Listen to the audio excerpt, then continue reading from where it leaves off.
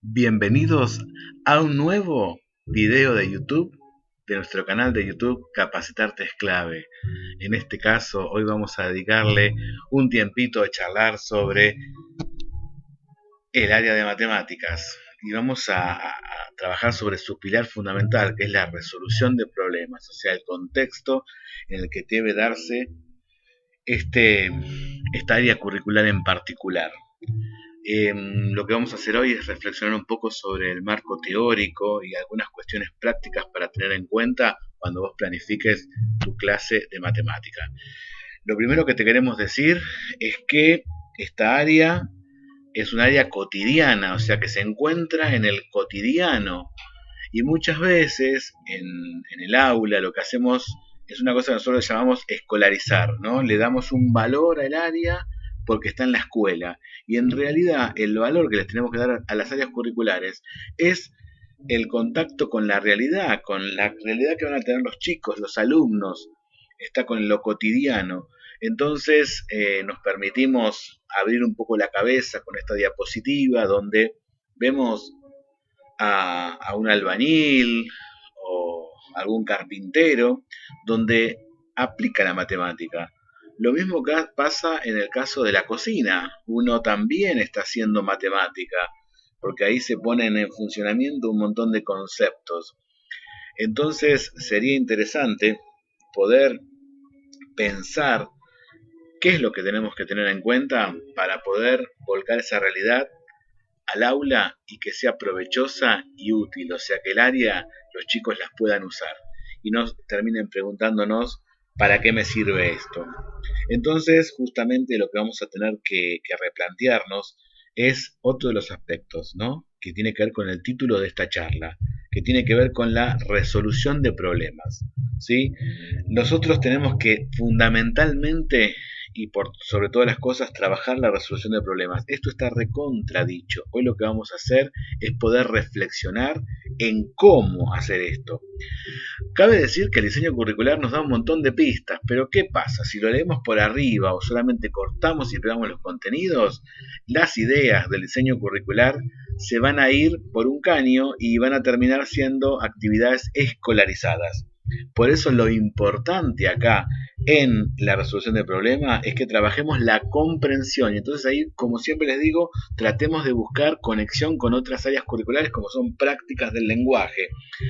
Acompañada de la comprensión, el problema también tiene que ver con la interpretación, otro aspecto que también le podemos pedir al área de prácticas del lenguaje para que nos ayude. Y fundamentalmente lo que tenemos que enseñar en la resolución de problemas es el uso de herramientas. ¿Y cómo se activan esas herramientas? A través de los modos de conocer. Yo te voy a hacer una propuesta que es, después que termine el video, te vayas al diseño curricular y trate de rescatar todos aquellos verbos que aparecen en el diseño curricular que nos indican acciones matemáticas, ¿sí? Para poder reconocer esos modos de conocer y tener en cuenta que matemática tiene que ser distinto a cómo aprendíamos nosotros, los que somos más viejitos, el tema de la cuenta y la operación. Eso es un aspecto que desaparece. También sería interesante este aspecto comentárselo a los padres para que puedan entender, que la didáctica cambió. Entonces ellos van a tratar de, cuando se hagan actividades para casa, recurrir a su memoria, a su escuela. Entonces sería importante para que no haya confrontación de lo que se hace en la escuela y lo que se interpreta en casa. Bien, en esta imagen tenemos a dos actores de esta realidad de resolución de problemas que tiene que ver, por un lado, los niños y por otro lado, el docente. Si nosotros focalizamos los problemas que a la hora de resolver un problema suceden en los chicos, solo en los niños, vamos a decir que los chicos por ahí no leen el problema que les damos, vamos a decir que no comprenden, y acá yo lo que les voy a decir es que, bueno, estamos fallando evidentemente en prácticas de lenguaje si no comprenden, y que también la comprensión matemática es una cosa que tengo que enseñar, es uno de los modos de conocer que tengo que activar en mis actividades. Y otra cosa que decimos es que los chicos a veces son perezosos, entonces no tienen ganas, o también podemos llegar a decir que su cerebro por ahí es más lingüístico y entonces el área de matemática, digamos, cuesta desarrollar. Ahora bien, nosotros, como somos docentes, como somos profesionales, vamos a también poner nuestro foco en los errores nuestros, ¿no? Y para eso tenemos que pensar en lo que tiene que ver con la, la concepción de problemas, ¿no? Primero, desechar esta vieja idea de la aplicación en la operación aritmética. Por otro lado, adherir a que la matemática, a que resolver un problema implica un proceso, implica un desarrollo y una metodología. Y es justamente en el proceso y en el desarrollo y en la metodología donde voy a activar esos modos de conocer tan importantes que te dije que después rastrees en el diseño curricular, pero igualmente al final te voy a comentar algunos.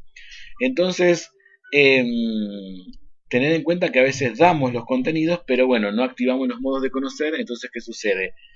Lo que sucede justamente es que esos contenidos no se afincan, ¿sí? No son parte de los chicos.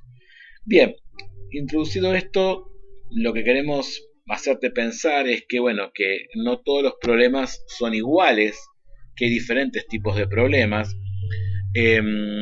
Como te comento en cada uno de los videos, una cosa es lo que yo hablo y otra cosa es lo que sucede en las filminas, que tienen que ver con los principios de la neurociencia para que vos puedas entender el concepto a través de la imagen. ¿Por qué? Porque el cerebro de todo lo que uno trabaja hace fotografías. Entonces estas imágenes, la idea es que queden en tu cerebro como fotografías para que vos puedas aplicar esto que yo te estoy tratando de explicar. Entonces decimos que hay diferentes tipos de problemas y algunos son como este que se presenta acá, que son problemas lógicos.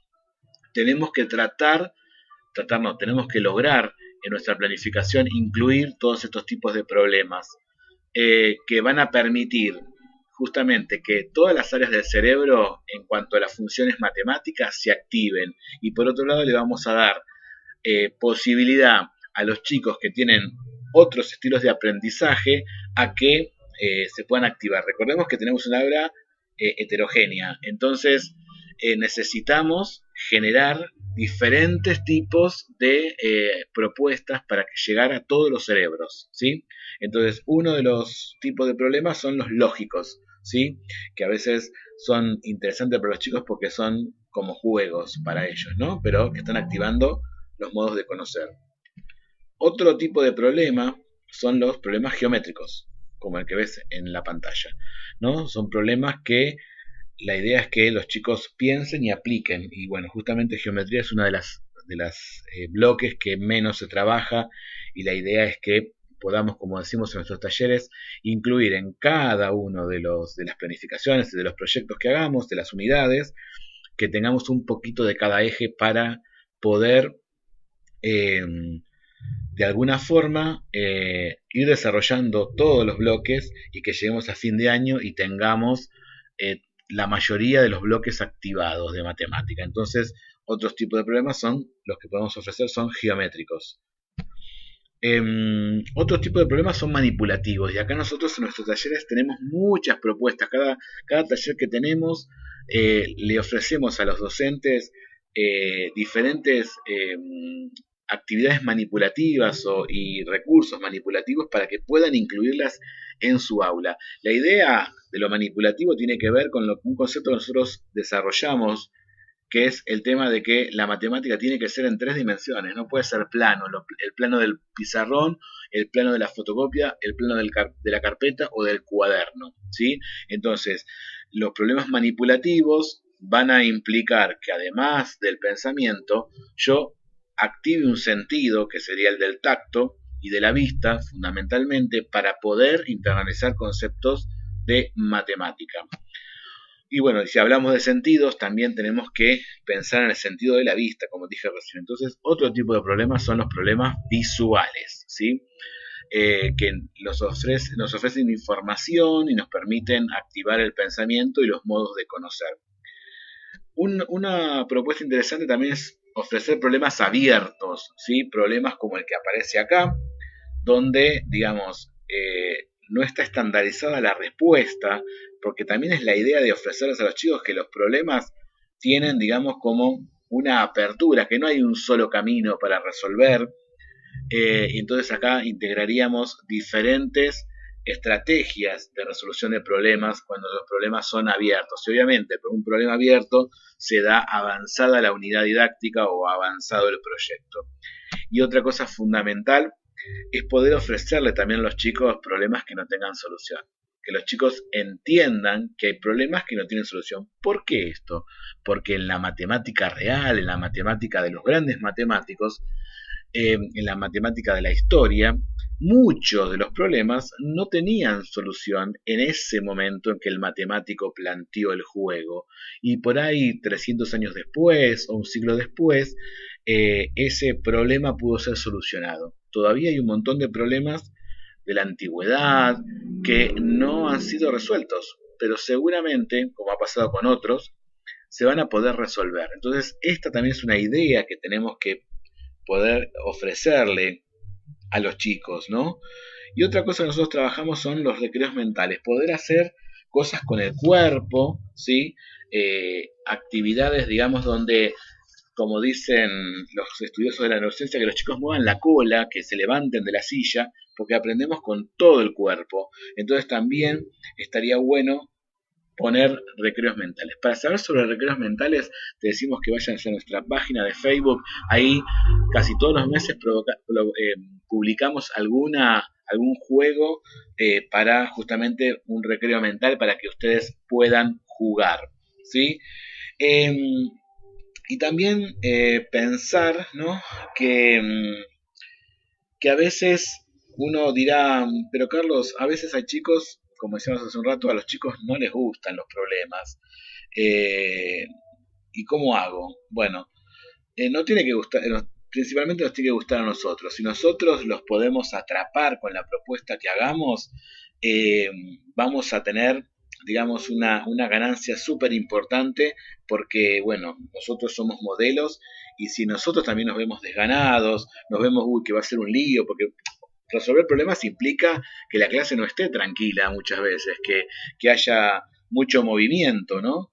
Y justamente el conocimiento es eso, es movimiento, no es estático. Entonces es súper importante poder pensar en esto fundamental, ¿no? Que principalmente nos tiene que gustar a nosotros. Y después, hablando de nosotros y hablando también de otro aspecto que sería el aula, ¿no? También pensar en el ambiente. Pero puse el ambiente más referido al ambiente emocional, esto que les decía que nos gusta a nosotros, porque como dije hay que desplegar la paciencia y la tranquilidad, porque una propuesta por ahí de resolución de problemas no me va a llevar una sola clase, y esto implica entender que la estructura de la clase o la continuidad de la clase no responde al viejo paradigma de la enseñanza de la matemática, y justamente si hay cosas que quedan abiertas sin solución, poder hacerles ver a los chicos que, bueno, que el trabajo implica un esfuerzo, que el problema es un esfuerzo, y bueno, proponer retos, ¿no?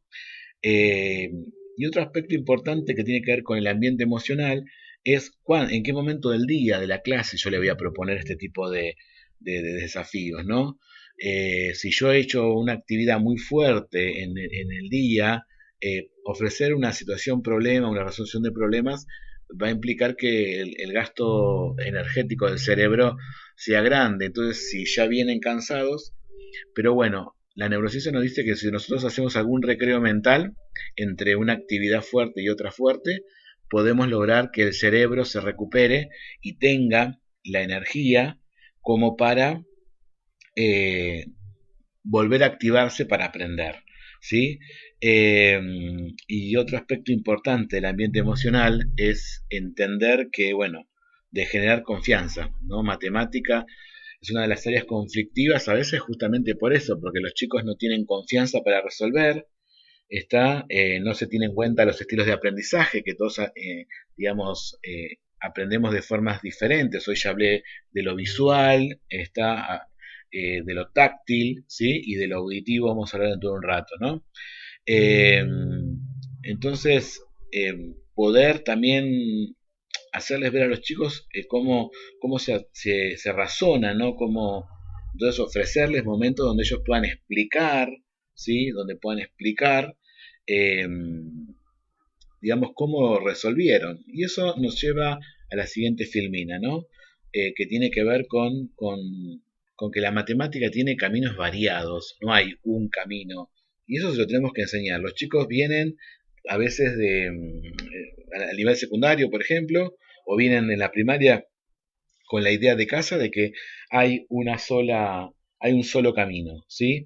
Entonces, la idea es, por un lado, que los caminos son variados y por otro lado hay que tener en cuenta, digamos, lo que tiene que ver con los ritmos.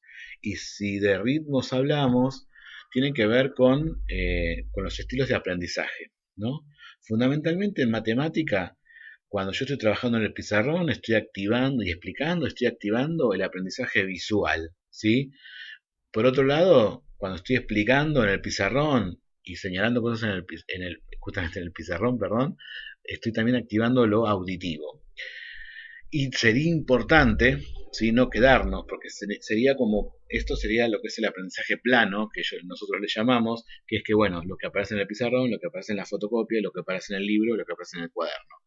Que pueda ser kinestésico, o sea, hacerlo en 3 dimensiones y poder ofrecerles a los chicos visuales, por ejemplo, dibujos, a los táctiles, objetos manipulativos, que ahora en un ratito les voy a mostrar. Está entonces poder ofrecer todo este tipo de ofertas en las propuestas de aula para tenerlas en cuenta.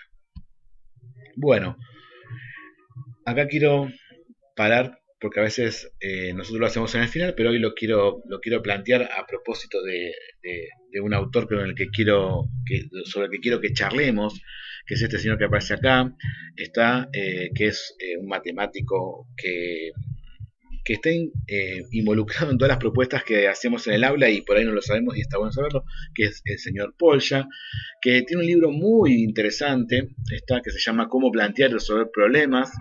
Ese es un libro ABC para poder reformatear nuestra forma de dar clases y vengo a cuento de cosas que siempre decimos.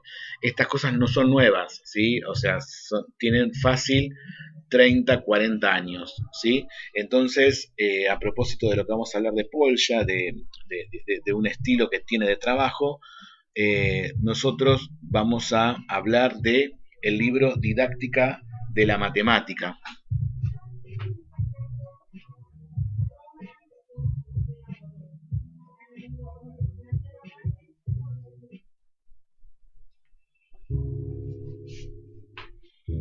Libro que seguramente vos tendrás en la biblioteca de tu escuela. Es un libro viejito que llegó el siglo pasado en unas cajas que daba el gobierno para la biblioteca de formación docente.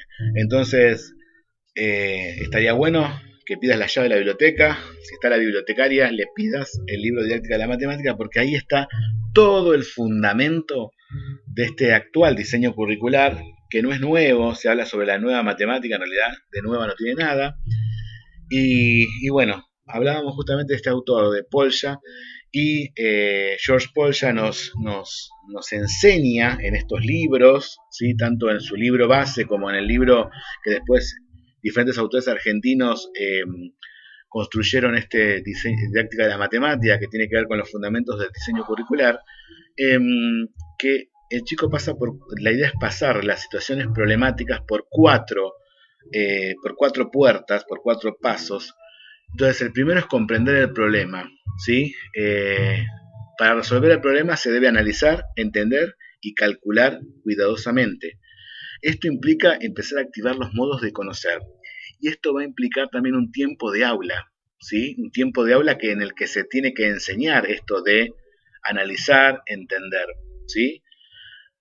Por otro lado, tenemos la segunda parte, que es el elaborar un plan, ¿sí? Elige el plan adecuado para resolver el problema que se tiene, y también elegir es otro modo de conocer, implica activar los saberes previos o, digamos, la inferencia. Entonces sería importante también, cuando yo propongo una situación problema, detenerme en alguno de estos pasos, de estos 4 pasos. ¿Para qué? Para enseñarles a los chicos a resolver problemas. Nosotros como que le damos el masacote de situación problema y el chico tiene tantas cosas que hacer, pues son estos 4 pasos y se activan tantos modos de conocer que si yo no los enseño, el chico no los va a poder dosificar solo. El tercer paso es aplicar un plan, ¿sí? Identificando el plan, ponerlo en práctica, encontrando los imprevistos y obstáculos para solucionarlo.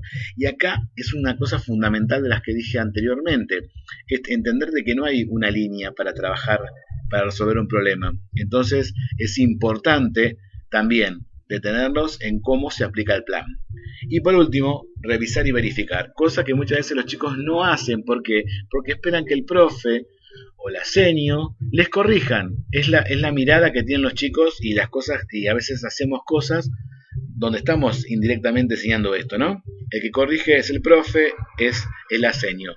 Y acá es súper importante también tenerlo en cuenta en la planificación, poder revisar y verificar. Y acá aparecen las preguntas. ¿Se satisfacen las necesidades, las condiciones del problema? ¿Se contestaron todas las preguntas? ¿Se puede resolver de otra manera y llegar a la misma respuesta? Bueno, y ahí va a ser importantísima la puesta en común. Haber visto cómo lo resolvieron diferentes alumnos y hacerlos pasar al pizarrón, fraccionar el pizarrón y poder resolverlo cada chico desde diferentes estilos. Entonces, vuelvo a decir, implica un tiempo en el aula que no vas a dar 5 problemas en 2 horas, ¿sí? Implica al principio enseñarles, detenernos en estos 4 pasos y a partir de ahí empezar, digamos, a enseñarles a resolver el problema. Yo ahora te quiero mostrar qué nos pasó con un grupo de docentes, ¿dale?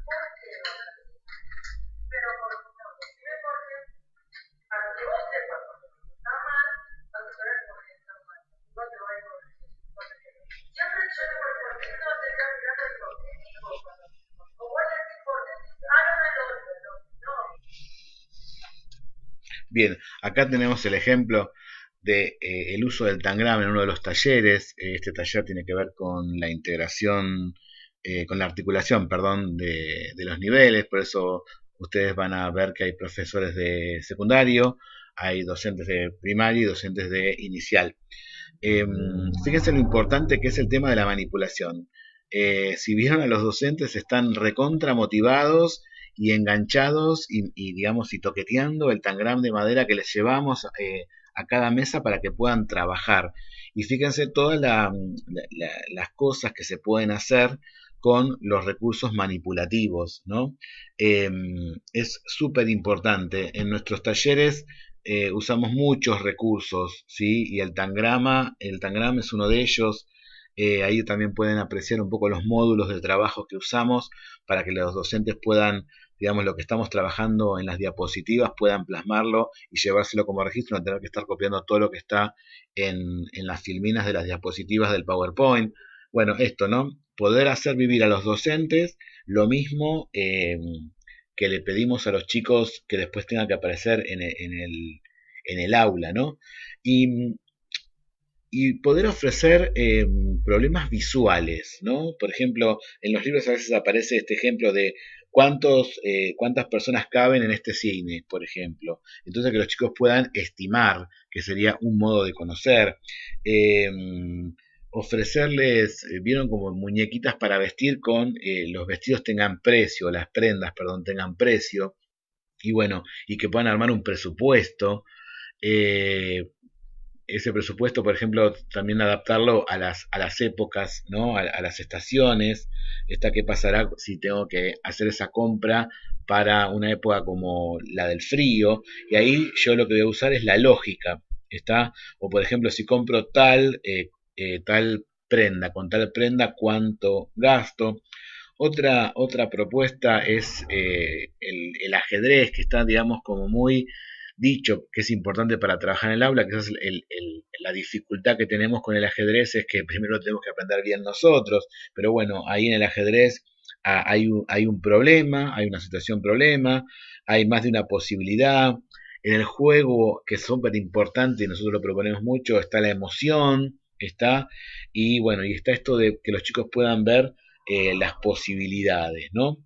Entonces, bueno, importantísimo replantearnos los aspectos teóricos. Así que vamos a ir justamente a esa parte práctica. Eh, Justamente en los escritos de Polya habla digamos, de las tres C, ¿no? Que la matemática tiene que ser constructivista, o sea, tiene que ser una construcción que se haga en el aula, ¿sí? Esto de que no es el docente el que da el tema, sino que los chicos lo construyen. Que tiene que estar en un contexto, esto que les decía, no sé, comprar la ropa en el contexto del juego, ¿sí? Y después que tiene que ser colaborativa, o sea, el aprendizaje con el otro es súper importante para porque somos sujetos sociales, ¿sí? Vivimos en sociedad, entonces necesitamos también poder eh, trabajar con otros, ¿sí? El trabajo con el otro ayuda un montón a que los estilos de aprendizaje de otros me puedan mostrar ese contenido. Muchas veces los compañeros también son docentes sin tener la intencionalidad pedagógica. Por eso nosotros sí tenemos que tener la intencionalidad pedagógica de proponer actividades colaborativas. Y justamente producto digamos, del trabajo, tenemos este libro, nuestro libro que se llama 6 claves para planificar la clase de matemática, y lo traigo a cuento porque, bueno, ahí, digamos, trabajamos con un montón de cosas, con la didáctica de la matemática, trabajamos con las neurociencias y trabajamos con el coaching. Por eso aparece ahí una pregunta que ahora se las voy a comentar, pero que ustedes la están leyendo. Pero primero tenemos que decir que la matemática es un producto cultural. ¿Qué quiere decir esto? A la humanidad le llevó un montón de milenios poder construir lo que hoy tenemos, ¿sí? Entonces, justamente, teniendo en cuenta que es un producto cultural, en el aula tiene que haber para cada contenido un tiempo prudencial. Por otro lado, la matemática es práctica, pero no quiere decir esa práctica que nos hacían hacer en el siglo pasado, de 800 ejercicios. Es práctica en cuanto digamos, al uso de todo el cuerpo. Y una cosa que es súper importante y que muchas veces vamos tras el número y tras las operaciones y nos olvidamos, es formadora de pensamiento. O sea, yo cuando estoy en una clase de matemática estoy pensando, ¿sí? Estoy usando un tipo de pensamiento. Entonces es súper importante tener como norte esta idea. Aparece modos de argumentar, o sea, decir por qué me dio tal cosa, poder explicar, ¿sí? Entonces ahí ya estamos activando un modo de conocer. Y algo importantísimo que tiene que ver también con mi historia personal y lo que me pasó con la matemática. Yo, entre comillas, no era bueno en matemática porque en realidad nadie me había estimulado. Entonces mi cerebro se fue hacia el área de prácticas de lenguaje y de sociales. Y eso fue, digamos, para mí un tema de autoestima, o sea, me complicó en el autoestima. Entonces yo pienso muchas veces cuántos personas como yo, chicos como yo, habrán en el aula que con lo que eh, hacemos que diga, bueno, no, la matemática no es para mí. ¿Cuántos adultos dicen la matemática no es para mí? Entonces, teniendo en cuenta estas 5 cosas que son la matemática, preguntarse si las actividades que vos armás están postuladas desde estos puntos, ¿no? Yo esto lo usaba de machete cuando daba matemática en primaria.